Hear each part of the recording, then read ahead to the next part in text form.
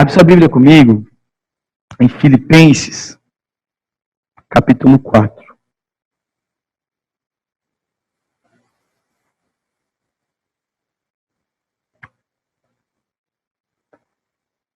Filipenses, capítulo 4, a partir do versículo 4.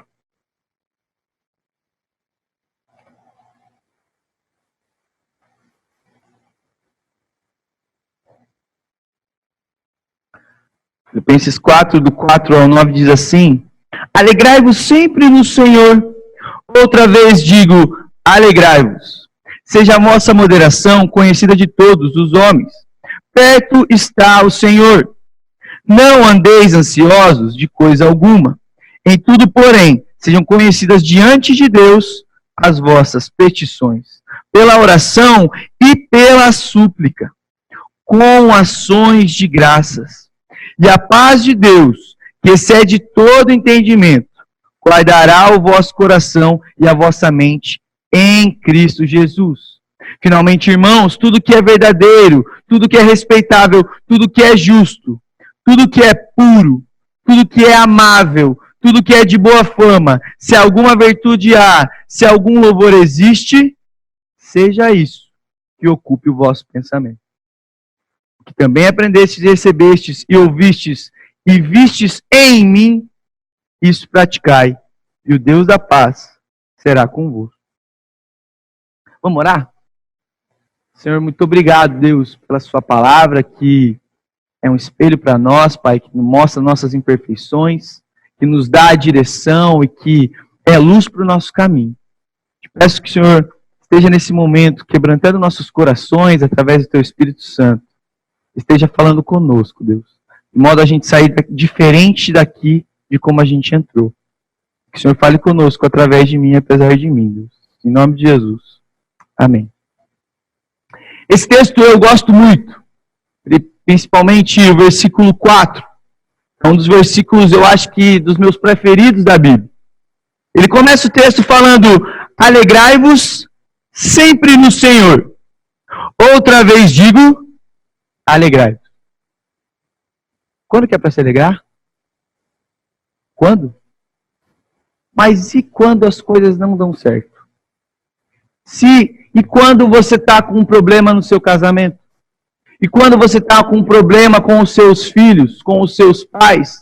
E quando você está em uma crise financeira? E quando você perde um ente querido? Ou quando você tem algum problema de saúde na família? Quando que é para se alegrar no Senhor? Sempre. Sempre. Nós devemos nos alegrar no Senhor sempre. E em quem é para se alegrar? É nele. O problema é que muitas vezes a gente coloca a nossa alegria, a gente amarra a nossa alegria em pessoas, em coisas, em circunstâncias. Mas a gente se esquece que pessoas, elas se vão. Pessoas muitas vezes mentem, pessoas nos decepcionam, pessoas nos enganam, pessoas simplesmente se afastam. Coisas acabam, coisas mudam, coisas se deterioram e perdem o seu valor. Nós perdemos interesses em coisas também. As circunstâncias, elas sempre podem mudar. Mas quando a gente amarra a nossa alegria ao que pode ser perdido, a gente cria um ambiente perfeito para a ansiedade nos roubar essa alegria. A gente cria um ambiente perfeito para a apreensão, para as consequências da queda, para esses desejos humanos, esses sentimentos humanos, uma falta de confiança em Deus, tomarem o nosso coração. E isso acaba agindo como ladrões da nossa alegria. E roubando aquilo que não deveria, nós não poderíamos perder, não deveríamos perder. Porque a nossa alegria ela não deve estar amarrada a coisas que se podem perder. A nossa alegria ela tem que estar no Senhor sempre.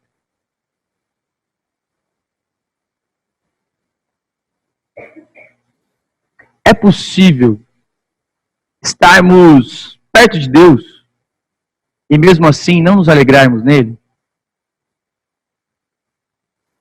É possível nós nos alegrarmos, às vezes até em coisas de Deus, mas não nos alegrarmos em Deus propriamente dito? É possível você vir aqui num culto, sair alegre do culto, sair feliz, sair motivado, mas essa alegria ela não vir do Senhor? Em 2013, quando eu cheguei no seminário, eu fiz uma viagem missionária no Vale do Jequitinhonha. É uma das regiões mais pobres do Brasil. E eu lembro que a expectativa era muito grande, a gente estava planejando aquilo há meses e fomos como turma. E quem liderava a gente era o Roberto Rodrigues e o Paulo França. E estávamos indo. E o primeiro dia simplesmente deu tudo errado. Era um sol escaldante lá, a gente de calça. A gente estava hospedado numa cidade e fomos fazer evangelismo em outra. Aí nós nos apresentávamos nas escolas, o equipamento de apresentação de um grupo foi parar no outro grupo. Deu tudo errado. Na hora do almoço, faltou comida, teve gente que ficou sem comer. Na hora de ir embora, nós esquecemos um grupo lá. Deu tudo errado. E a gente chegou naquela noite e a gente, meu Deus, uma semana disso? Desse calor, desse sol, a gente de calça, dando tudo errado, as pessoas não prestando atenção, as coisas não dando certo, e a ansiedade nessa hora, ela tomou conta ali. Cara, como vai ser o restante dessa semana? E eu lembro que eu e mais, acho que uns 6 ou 7, no final da noite, um pouco antes do horário de dormir, a gente se juntou ali, meio que pensando em como seria a semana. Alguém falou, gente, vamos orar. Vamos orar, vamos clamar ao Senhor. E a gente orou. E no outro dia, a gente foi numa escola. E aquele dia o Paulo estava com a gente, o Paulo Mineirinho, daquele jeito dele. A gente foi numa escola em que a coordenadora falou para vocês, olha, se vocês conseguirem manter a galera ali dentro, já considera uma vitória. Porque quando tem essas coisas, a galera foge.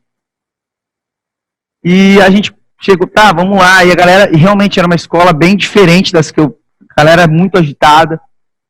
E a hora que a galera sentou e tal, a gente geralmente fazia um quebra-gelo antes de começar. E o Paulo pegou o microfone e começou a agitar mais a galera. A gente, Paulo, não, é para acalmar o pessoal. E o Paulo, daquele jeito mineiro dele ali, se sentindo em casa e animando. Quem torce pro Cruzeiro, quem torce pro Atlético, não sei o quê. E a hora que ele falou, gente, agora a gente vai começar com a peça. E aqui, um silêncio. Tomou conta do lugar. A gente apresentou a peça. Depois nós fomos para os grupos pequenos, né, que era nos grupos pequenos que a gente pregava mesmo, e o plano da salvação. E pessoas se converteram naquele dia. E aquele foi só o primeiro dia. Isso não aconteceu só com o nosso grupo, aconteceu com todos os grupos que a gente estava em 4 grupos. Daqui a pouco, uma escola que era para só ir de manhã, o diretor, não, vocês precisam vir de tarde e de noite também. O prefeito da cidade ligou para o Roberto, quero que vocês vão em tal e tal escola. A gente teve que até dizer não, porque não tinha como. E Deus foi fazendo coisas extraordinárias naquela semana. Eu lembro que até o Paulo virou para a gente e falou, gente, hoje eu vi aqui um mover do Espírito Santo. E aquilo me marcou até hoje, né, fazem 6 anos, eu lembro cada detalhe dessa viagem, vou guardar isso pro resto da minha vida. Mas o mais marcante para mim foi uma devocional que eu fiz nesse texto. No meio daquela semana, Deus fazendo várias coisas, depois de tudo que Deus estava fazendo no meio de tudo aquilo, eu li esse versículo 4, alegrai-vos sempre no Senhor. Outra vez digo, alegrai-vos. E Deus me questionou, Arthur, você tem se alegrado em mim nessa viagem? E eu percebi que naquele momento, mesmo estando em um outro estado para falar de Jesus, pregando o evangelho, vendo pessoas se converter, fazendo parte de algo muito maior do que eu, a minha alegria não estava no Senhor. A minha alegria estava na obra, e não no Senhor da obra. Minha alegria estava porque eu estava com meus amigos, porque eu estava sendo usado por Deus, mas não estava em Deus. Por isso que aquele primeiro dia foi ruim. Porque a nossa alegria naquele momento, ela estava nas coisas darem certo. Mas não era isso. Muitas vezes é muito fácil a gente se alegrar quando as coisas vão bem. Muitas vezes é muito fácil a gente louvar o Senhor, cantar e orar e buscar Ele quando está dando tudo certo. Mas será que a gente faz valer o que a gente cantou agora há pouco, de não olhar as circunstâncias, mas olhar o amor de Deus? Aquela viagem não foi boa, não foi legal, porque as coisas deram certo no final. Porque o simples prazer de servir ao Senhor, tendo uma boa resposta ou não, já deveria ser o suficiente para me preencher e me satisfazer. Para trazer alegria para nós ali. A nossa alegria, como cristão, ela não pode estar amarrada a coisas que se podem perder. Porque senão a ansiedade ela toma conta do nosso coração. Se a sua alegria é ligada ao seu emprego, à condição social que você tem, caso isso mude, você vai perder. Se ela é ligada ao seu casamento, se ela é ligada aos seus filhos, se ela é ligada à sua saúde, à saúde das pessoas que você ama, essas coisas elas podem ser perdidas, elas podem ser tiradas de nós. Mas a nossa alegria ela tem que estar em Deus. Como Romanos fala, que o homem ele busca a satisfação na criação e não no Criador. Isso está errado porque a gente está invertendo a ordem natural das coisas. Nós somos feitos para adorar a Deus. E a nossa alegria tem que vir dele. Versículo 5. Seja a vossa moderação conhecida de todos os homens. Perto está o Senhor. Paulo está falando aqui para que nós sejamos bondosos, misericordiosos, generosos. Ele está falando aqui sobre o relacionamento das pessoas. Que a vossa moderação seja conhecida de todos os homens. É interessante que quando somos nós queremos que as pessoas sejam graciosas, misericordiosas, generosas. Mas quando o nosso irmão falha com a gente, qual é a nossa tendência? Se Deus age com moderação para conosco, se Deus age com misericórdia, com graça, como eu e você vamos fazer diferente com o nosso irmão, com os que estão próximos a nós? Como que nós podemos não perdoar?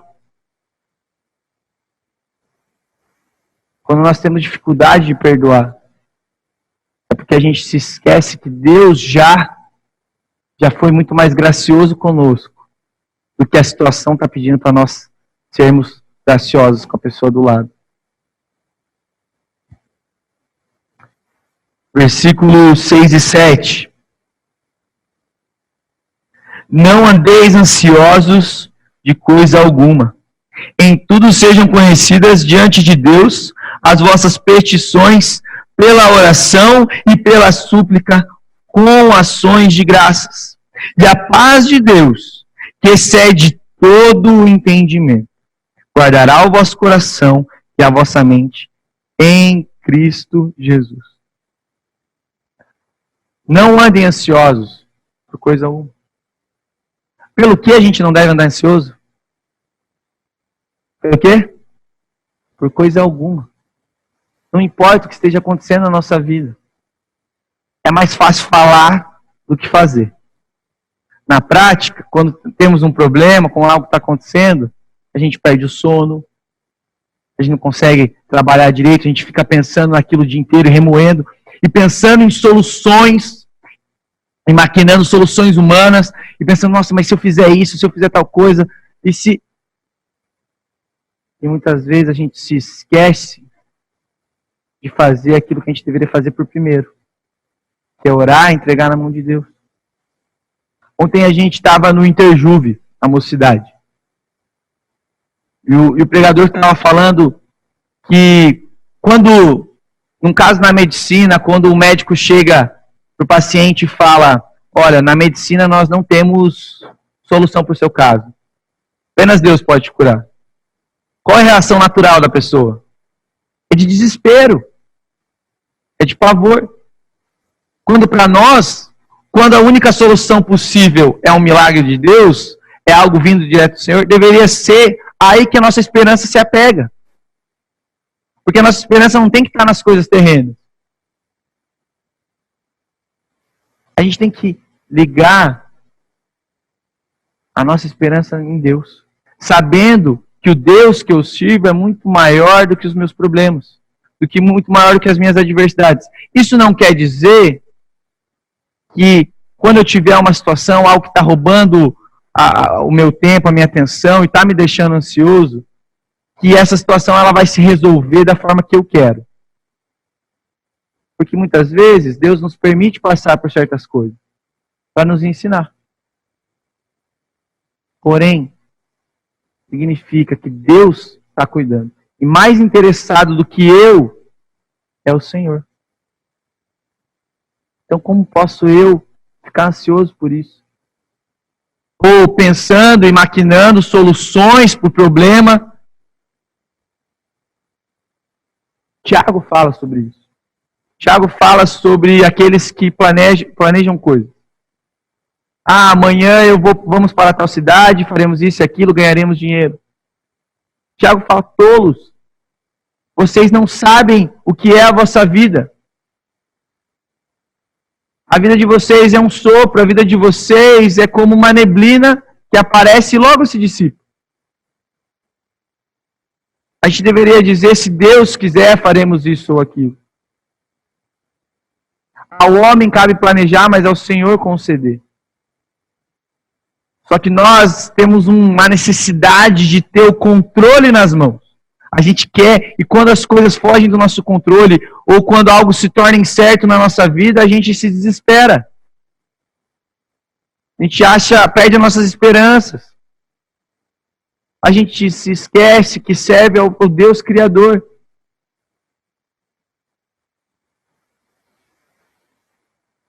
A nossa alegria, a nossa esperança, a nossa ação, tudo tem que vir dele. E não da situação, das circunstâncias ou daquilo que eu estou passando.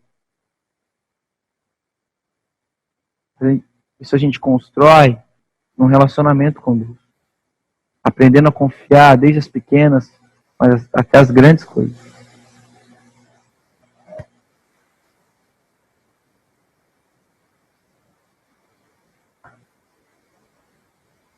A nossa tendência é sempre querer as coisas do nosso jeito. A sempre querer ver. A gente precisa ver. A gente não vê, a gente não acredita. Mas o que fala Hebreus 11:1? O que é a fé? A fé é a certeza daquilo que se espera, é a convicção de fatos que não se veem. A gente precisa aprender a confiar no Deus que a gente serve. A confiar no Deus das músicas que a gente canta. A aprender a viver o que a gente acabou de cantar. E quando a gente fizer isso, em vez de ficar mal e pensando e remoendo as situações e o que eu vou fazer, a Bíblia manda a gente orar e entregar na mão de Deus. E confiar nele. E descansar no agir de Deus. E sabe o que vai acontecer? No versículo 7. E a paz de Deus, que excede todo entendimento, guardará o vosso coração e a vossa mente em Cristo Jesus. O Deus da história, Deus Criador, Deus que se fez homem, morreu pelos nossos pecados numa cruz e ressuscitou ao terceiro dia. Esse Deus, ele vai guardar o seu coração e a sua mente. E é uma paz que não dá para entender. É uma paz que o mundo não conhece. É uma paz que eu e você somos limitados demais para entender como ela funciona. Por isso que ela excede o nosso entendimento. Nós precisamos confiar, entregar na mão de Deus. Eu gosto muito do Salmo 46. E se você aceitar uma sugestão, faça sua devocional essa semana, um dia no Salmo 46. Vale muito a pena. Salmo 46, versículo 10, vai dizer: parem de lutar e saibam que eu sou Deus. É Deus falando para o povo de Israel. Parem de lutar e saibam que eu sou Deus. Eu luto por vocês. É aprender a confiar que o nosso Deus é infinitamente maior que os nossos problemas e muito maior ainda do que as nossas soluções humanas. Então pare de querer dar o seu jeito, a sua solução para as coisas. De perder o seu sono por algo.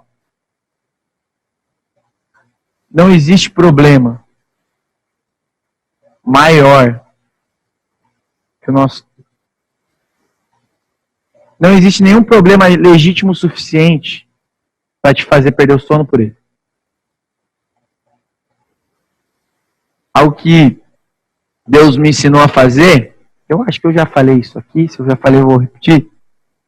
Mas se eu acordo ou se eu não consigo dormir por algum problema, eu tenho um organograma mental na minha mente, assim, do que fazer. A primeira pergunta é assim: existe algo que eu posso fazer por esse problema agora? Não. Falta dormir. Sim. Segunda pergunta: eu devo fazer isso agora? Se o problema não for ir no banheiro, não deve. Volta a dormir. A menos que você queira orar e entregar na mão de Deus. Mas se não, volta a dormir. Não deixa a ansiedade ou a apreensão pelos problemas ou circunstâncias roubar o seu presente. A incerteza do futuro roubar o seu presente. Roubar a sua alegria que deve vir de Deus.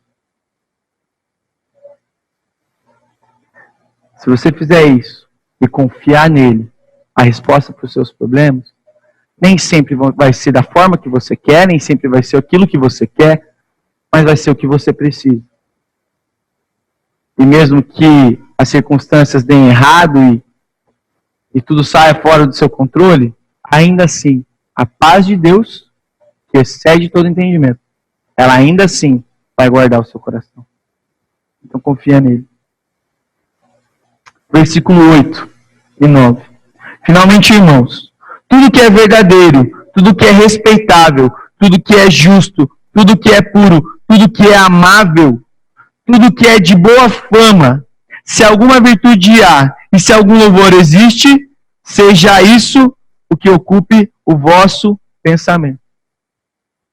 O que também aprendestes e recebestes e ouvistes e vistes em mim, isso praticai, e o Deus da paz será convosco.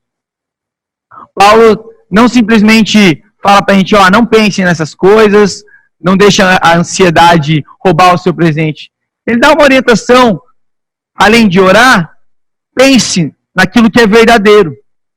Pense naquilo que a palavra de Deus fala.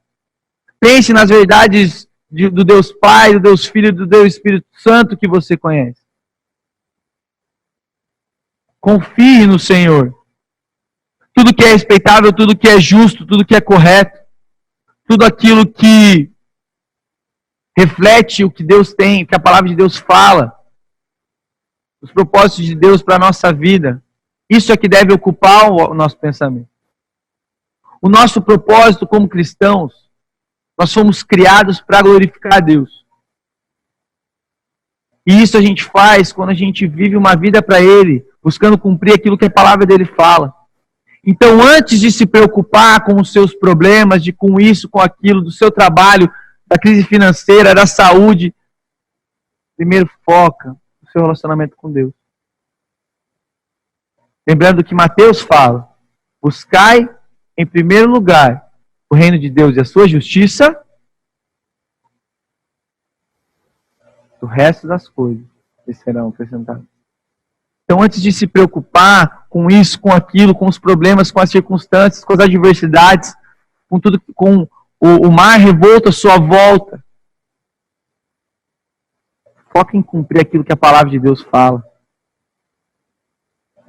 Foca em obedecer ao Senhor, em vencer o pecado na luta diária que a gente tem contra ele, todos os dias. Foca em ler a palavra, foca em ensinar a palavra para os seus filhos, ensinando o caminho que ele deve andar. Foca no seu relacionamento com sua esposa, com seu marido.